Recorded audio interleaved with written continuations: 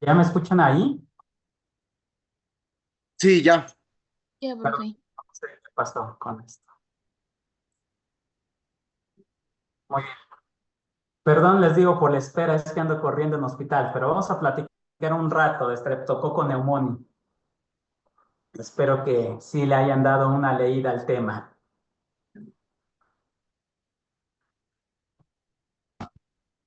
Entonces, Streptococcus pneumoniae, como pueden ver en pantalla y de seguro lo leyeron.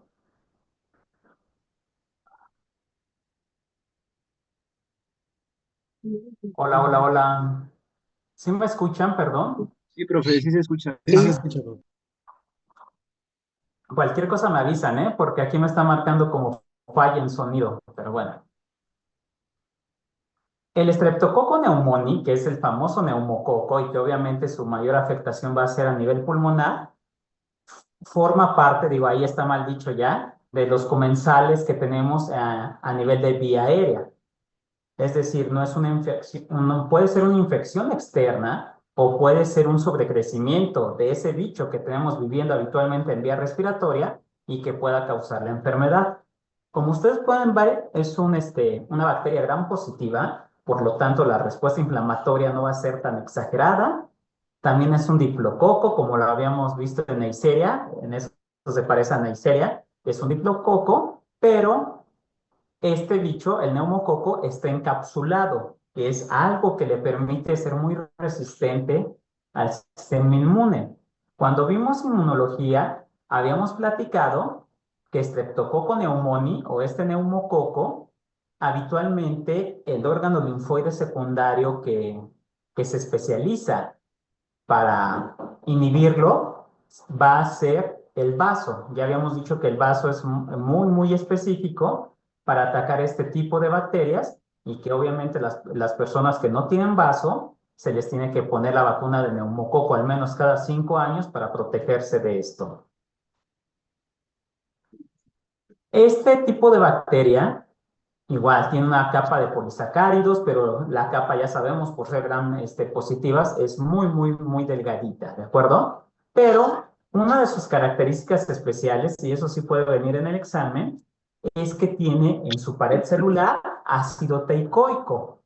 El ácido teicoico, finalmente, su resultado es que regula la hidrólisis y eso es un mecanismo patogénico que le permite invadir la mucosa respiratoria. Entonces, este ácido teicoico le va a dar la habilidad de romper esas barreras innatas de la mucosa respiratoria, también lo hace resistente a la IgA que hay ahí y por lo tanto puede favorecer la infección.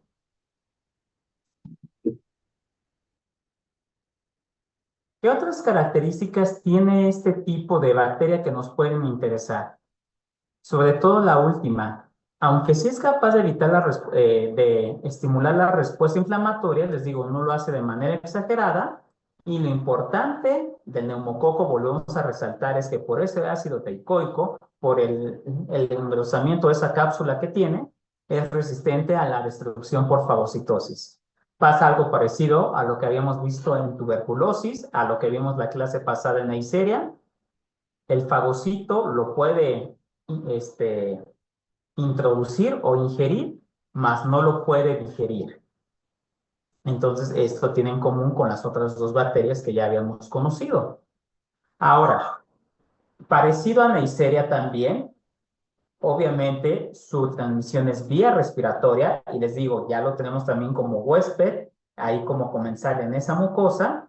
Si no se controla la infección o la replicación, pasa igual que en Neisseria, se va por vía hematógena y puede afectar literalmente todo el cuerpo. Pero ¿cuáles son sus áreas predilectas? Obviamente pulmones, que es de lo que vamos a platicar un poquito más, senos paranasales, el oído y el cerebrito. En el cerebrito causa meningitis y la meningitis causada por Streptococcus pneumoniae igual, es literal, muy, muy parecida a la que vimos en Neisseria. Entonces, no lo vamos a abordar, es muy parecido. Ahora, antes de entrar al pulmoncito, igual ya, tal vez como siempre les digo, como cultura general, debemos de ver qué afecta senos paranasales y oído. Cuando ustedes tengan una infección respiratoria que duela la cabeza, sobre todo en la parte de la frente y al lado de la naricita, lo más seguro es que tengan sinusitis. Y esa sinusitis, obviamente, esos senos paranasales se llenan de moco porque hay un proceso inflamatorio muy severo. En las personas que tengan sinusitis, uno de los primeros bichos que se tienen que descartar como parte del diagnóstico es Streptococcus pneumoniae. Y si esta sinusitis, que les digo, habitualmente la molestia es dolor de cabeza frontal y al lado de la naricita, si esta sinusitis se acompaña también de dolor en el oído, pero como tal un dolor en oído, no que lo sientan tapado o una ligera molestia, ¿no? Como lo podemos sentir en cualquier infección respiratoria. Que realmente haya dolor en el oído y que estemos muy sensibles a los sonidos porque el tímpano esté inflamado y esté rojito, y obviamente del tímpano hacia adentro es la otitis media, el primer bicho que tenemos que descartar siempre es Streptococcus pneumoniae. Y en esos casos, obviamente, se tiene que dar antibiótico. Entonces, esta es una manera de diferenciar una infección bacteriana de una viral.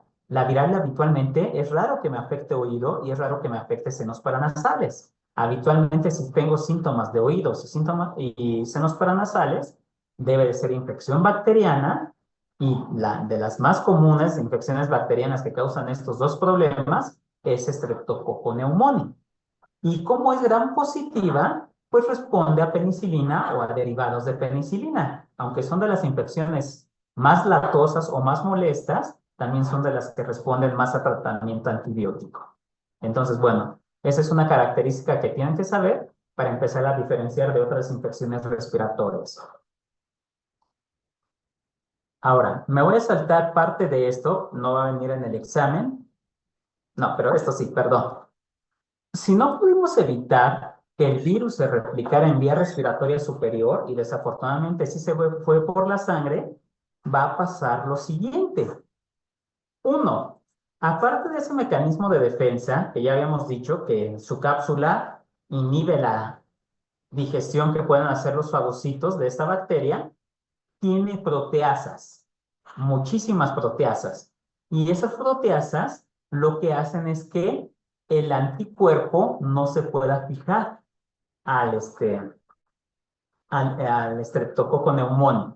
Entonces, si un anticuerpo no se puede fijar a una bacteria, obviamente no va a poder ser fagocitada de manera inmunológica específica por un polimorfo nuclear, o tampoco se van a poder activar otros mecanismos como la cascada o la vía clásica del complemento para que se destruya. Entonces, me está inhibiendo dos cosas en este caso. Me inhibe la identificación del anticuerpo por el estreptococo y me inhibe la activación de la cascada clásica del complemento. Entonces, son dos mecanismos por los cuales las infecciones por Streptococcus pneumoniae se puede complicar. Otra proteasa muy específica, más allá de estas generalidades que hemos hablado, es la neumolicina. Esta sí la pueden leer aquí de la diapositiva. La neumolicina, como ustedes pueden ver, es una proteasa, una enzima que le permite destruir el epitelio ciliado de la vía respiratoria y eso es lo que le facilita, más allá de la propagación por vía hematógena, que de la vía aérea superior pueda pasar a vía aérea inferior y causar neumonía. Es decir, puede llegar al pulmón de dos maneras, una por vía hematógena y otra por descenso directo de vía respiratoria superior a inferior. Vamos a seguir hablando un poquito del ácido teicoico. El ácido teicoico que tiene en su pared bacteriana también va a desactivar, digo, aquí dice activa la ruta alternativa del complemento, pero la gran ventaja del ácido teicoico es que está asociada a una amidasa bacteriana, otra enzima proteolítica, ¿no? Y esa amidasa bacteriana lo que va a hacer es degradar a C5A.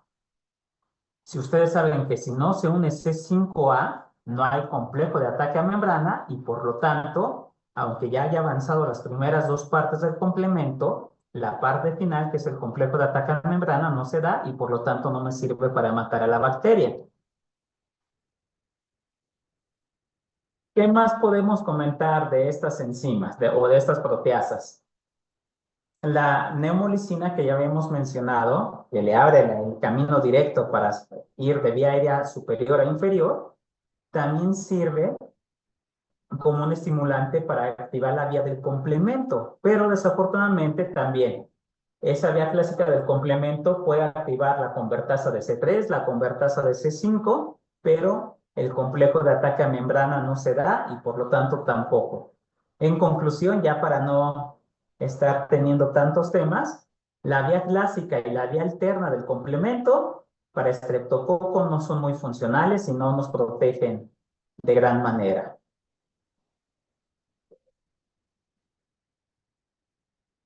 Hay otra proteasa muy específica. Habitualmente en el examen, para que no se estresen, nada más les digo que me mencionen tres proteasas de Streptococcus pneumoniae, pero no que me expliquen su función. Con que sepan qué son, más que suficiente, ¿no? Para que no se estresen. Ahorita lo estamos comentando para que vean por qué penetra tanto a la vía aérea inferior. Hay otra, hay otra enzima que se llama fosforilcolina, que, como ven, se une a receptores del factor activador de plaquetas.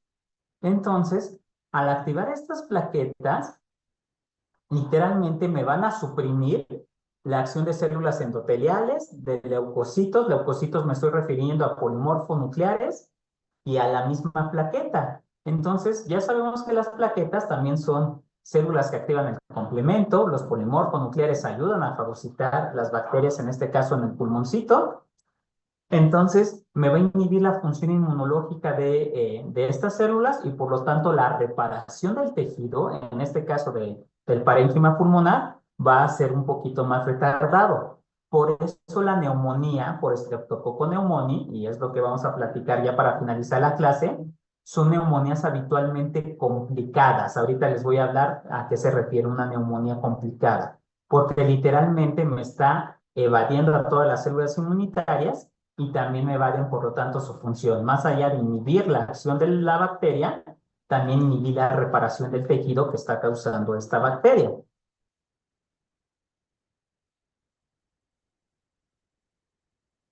Entonces, puntos generales antes de pasar a lo clínico, como ustedes pudieron leer, también es un bicho que afecta sobre todo extremos de la población, menores de 6 meses, en común con la Neisseria, en meningitis, y también tiene un pico muy elevado en mayores de 65 años de edad. Entonces, esta bacteria sí se va a extremos de edad. ¿Qué pasa? Tiene un amplio espectro de enfermedades. Ya habíamos comentado la sinusitis, la otitis media también, que les digo, si un paciente tiene esas dos características, hay que descartar Streptococcus pneumoniae. Como Neisseria meningitidis, también al irse por la sangre, puede causar dolor en las articulaciones, en común o muy parecido como lo platicamos el martes. Puede causar pericarditis, muy, muy raro, y habitualmente no quedan secuelas a largo plazo en la función cardíaca y por lo tanto, como habíamos mencionado en la Neisseria meningitidis, tampoco van a requerir un manejo de rehabilitación cardíaca en específico. La meningitis, ya les había dicho, literal es idéntica a Neisseria meningitidis, entonces no la vamos a absorber, pero lo que sí vamos a tener que enfocarnos es a la neumonía. Streptococcus pneumoniae es el prototipo de neumonía bacteriana. Casi todas las neumonías bacterianas se van a comportar como Streptococcus pneumoniae. La desventaja de Streptococcus pneumoniae es que se va a complicar. Y les digo, ahorita vamos a hablar de todo eso. Aquí, por ejemplo, hay porcentajes. Una vez que el Streptococcus pneumoniae se va por vía hematógena, tiene de 20 a 30% de posibilidad que me cause una neumonía y vean, 80% que me causa una meningitis. Pero les vuelvo a repetir, la meningitis es prácticamente idéntica a la que vimos por Neisseria meningitidis. Vamos a pasarnos a la neumonía propiamente dicha. Ya sabemos que va de todos los mecanismos de defensa. Aquí nos hablan de otros mecanismos que son importantes que ustedes consideren. El punto número 2, ¿no? Me dice, eluden mecanismos de defensa. Aquí ponen reflejo del epiglotis. ¿A qué se refiere con eso? Nosotros cuando nos alimentamos o simplemente cuando no estamos comiendo, pero estamos pasando saliva de manera constante, la vía aérea se protege. Cuando deglutimos algo, la glotis tiene que cerrar para proteger la vía aérea y que el alimento, pues obviamente vaya al esófago y de ahí al resto del aparato gastrointestinal. Cuando hay una infección por Streptococcus pneumoniae, ese cierre de la glotis o ese cierre glótico puede que no se dé de manera completa. Y es cuando los pacientes pueden tener microaspiraciones. Y lo van a ver en sus pacientes con este tipo de neumonía.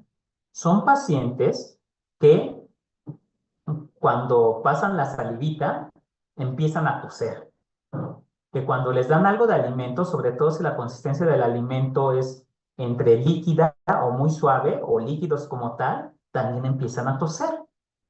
¿Qué se está significando que tenga esa tos? Significa que la glotis no está cerrando de manera completa y que parte de ese contenido, de ese alimento, de esa saliva, se puede estar filtrando a la vía respiratoria y eso me da la tos.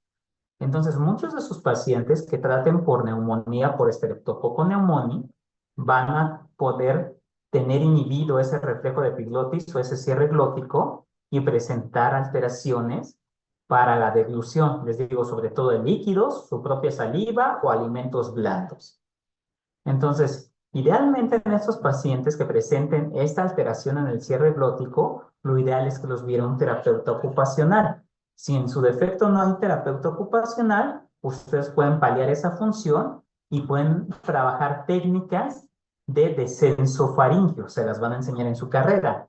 Las técnicas de descenso laringio, por medio de estimulación en el mentón, se llama masaje mentoniano, por medio de estimulación directa de los músculos de la deglución a nivel de la glotis, ustedes pueden favorecer que ese paso de alimentos a la vía aérea o ese paso de salivita a la vía aérea disminuya de manera considerable y de esa manera quitar parte de la tos que va a presentar su paciente. Y les resalto mucho esto porque muchas veces pensamos que la tos solamente es porque está infectada la vía aérea y no. La tos puede ser el resultado de que la glotis no me cierre bien. Les digo, parte del contenido que solamente debe ir al esófago se está yendo a la vía respiratoria y por lo tanto la tos se produce. Entonces, para que tengan en consideración todo esto, ¿vale? Ese es el punto importante tal vez de esta diapositiva. Ahora sí, nos vamos a ir a las infecciones respiratorias. Mande, Clarita. Sí,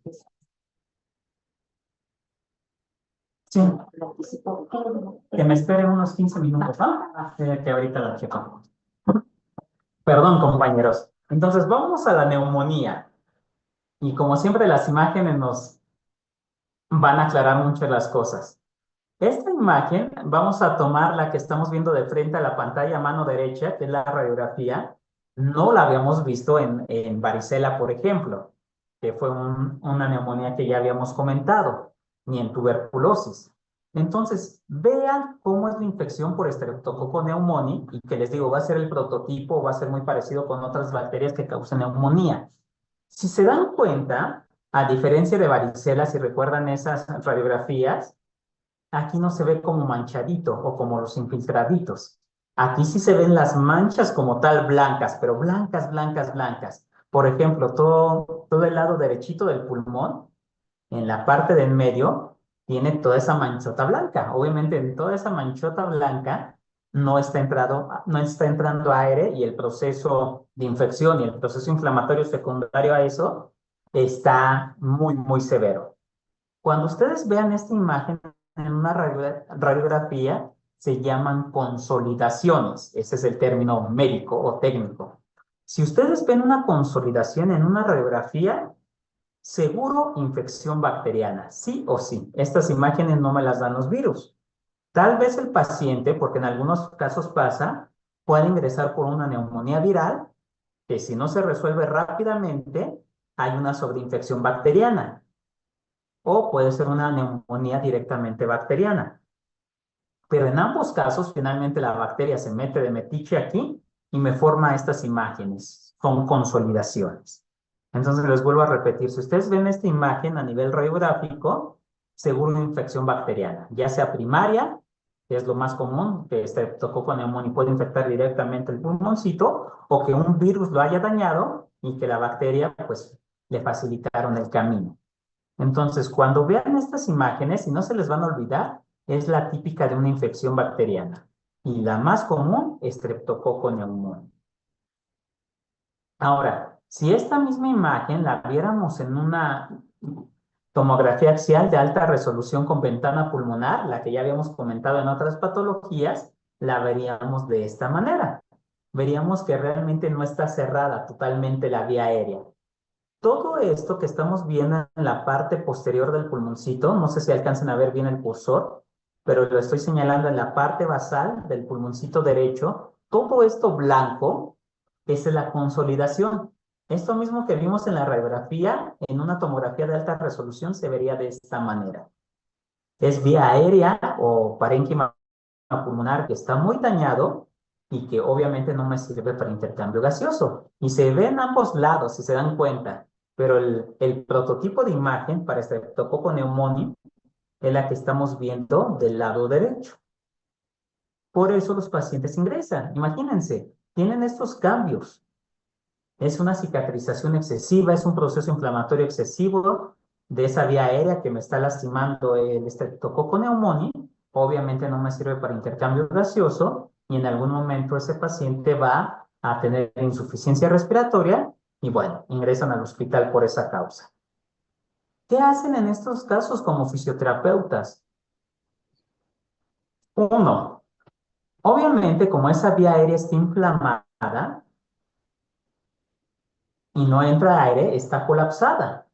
Ustedes tienen que emplear ahí técnicas de expansión torácica, pero solamente, y por eso es importante que vean las imágenes, en las zonas donde hay las consolidaciones.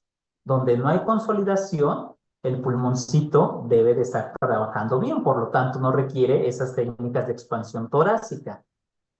Porque ya les había comentado, muchas veces no se ponen a analizar esto y andan expandiendo todo el pulmoncito, ¿no? Cuando en este caso el afectado, si solamente viéramos la radiografía, sería la parte medial del pulmoncito del lado derecho, ¿no? Entonces, para que hagan una terapia un poquito más específica.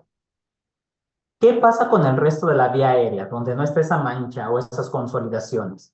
Aunque no veamos grandes alteraciones en la radiografía, el resto de los campos pulmonares tienden a colapsar o a cerrar muy fácilmente.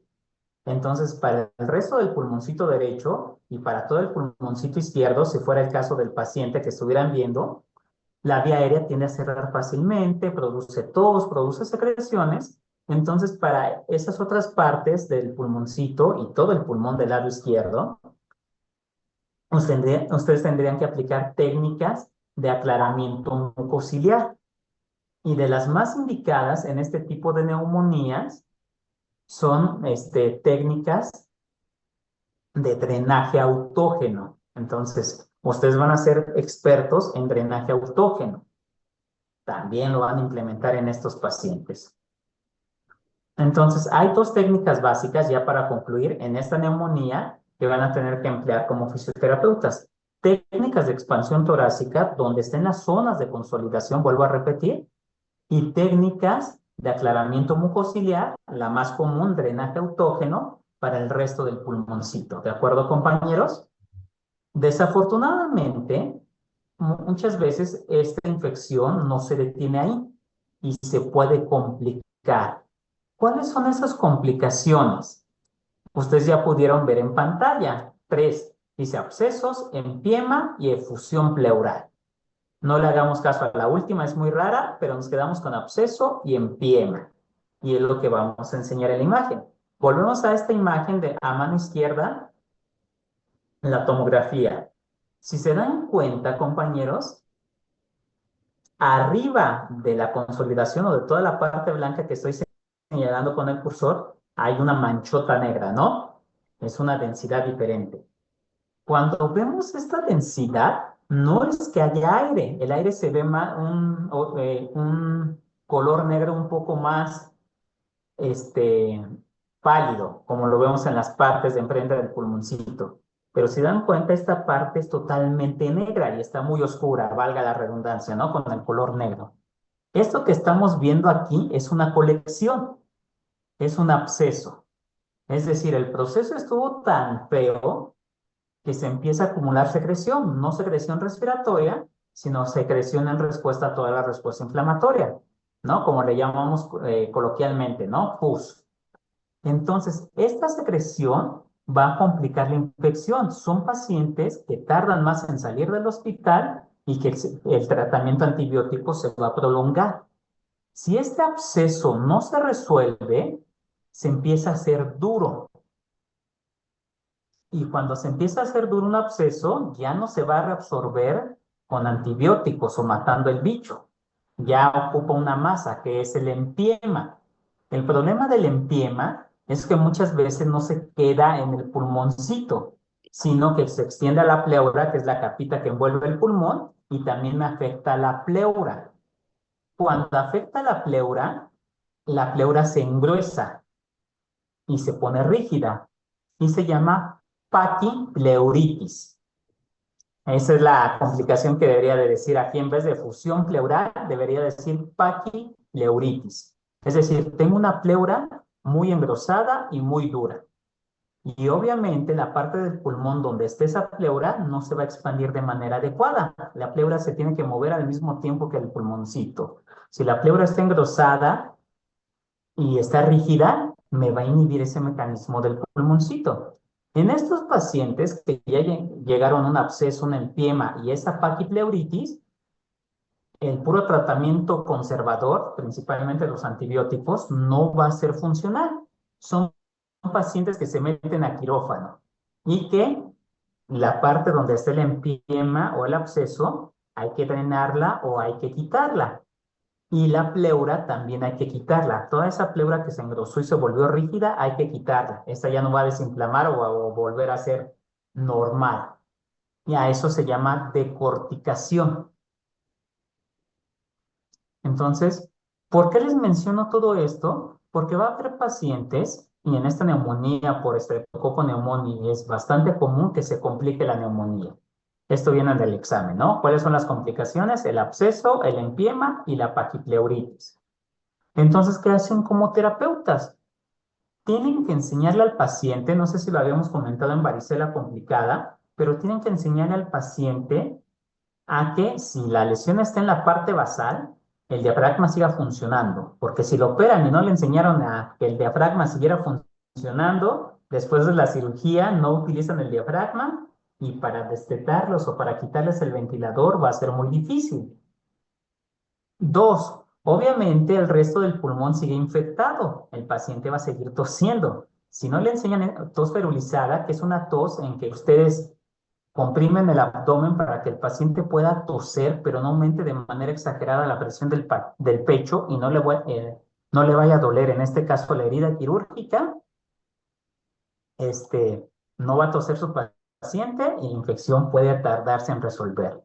Entonces, previo a una cirugía, ya sea que les digo, solamente sea un drenaje del absceso, le vayan a quitar un cachito del pulmón por el empiema, o le vayan a quitar un cacho de la pleura por esta paquipleuritis, ustedes tienen que enseñarle a su paciente a que el diafragma siga funcionando bien y técnicas de tos ferulizada, que él pueda toser sin dolor, para que después de la cirugía, porque obviamente va a salir con dolor, sobre todo en el sitio quirúrgico, el diafragma siga funcionando bien, al igual que el resto de músculos respiratorios, el paciente pueda tener una tos efectiva para sacar toda la secreción y que no le duela o moleste tanto. Entonces, sí es importante que en estos pacientes, antes de la cirugía, obviamente les van a decir en 2 días o mañana se mete a cirugía, ustedes pueden enseñar a su paciente, les digo, a que los músculos respiratorios funcionen bien y que no se vayan a inhibir o Aquí disminuir dice su que faltan función. 8 minutos. ¿Mande? ¿Qué pasó, Vanessa? Bueno, seguimos. No, nada, fue No. accidente. Bueno. Entonces les digo, enséñenle a sus pacientes a que los músculos respiratorios funcionen bien porque se inhiben por dolor, eso es lógico, si me duele algo no muevo, en este caso serían los músculos respiratorios, y enséñenles a toser, les digo, se llama tos ferulizada, para que aunque tenga dolor en la herida quirúrgica, pueda seguir tosiendo y sacar las secreciones. Entonces sí les van a tocar este tipo de pacientes, compañeros. ¿Qué más leyeron de este estreptococo neumoni, compañeros? Yo leí que bueno, que sus manifestaciones clínicas más usuales es escalofríos intensos y que una fiebre mantenida de 39 a 41 grados centígrados. Eso sobre todo si se complica con la sinusitis o con la otitis. Si realmente el bicho solamente se queda en faringe y causa una faringitis, como es la mayoría de los casos, no causa tanto escalofríos ni mialgias y la fiebre es bajita, es decir, apenas si está en los 38 grados. Al menos que les digo, infecte senos paranasales y el oído medio, ahí sí la fiebre puede ser alta y persistente.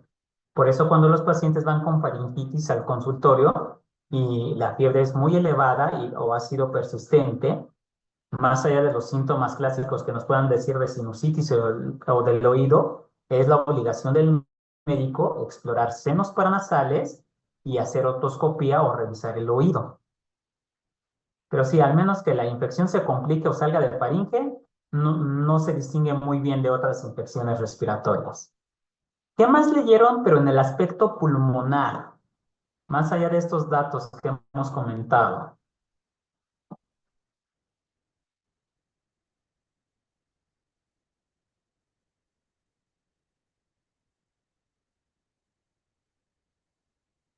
¿Nada más, compañeros?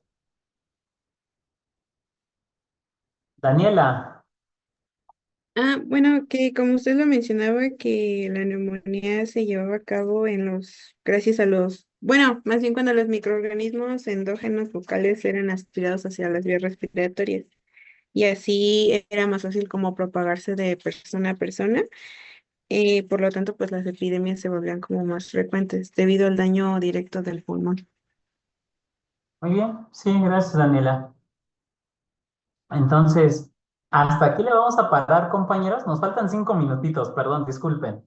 Le vamos a parar hasta aquí y nos vemos el martes de manera presencial. Para el martes, porque creo que no viene así en su temario, pero vamos a hablar de Campylobacter jejuni. Lean esa bacteria. De Campylobacter lo que tienen que leer es gastroenteritis y obviamente Guillain-Barré, que es el tema interesante para fisioterapia.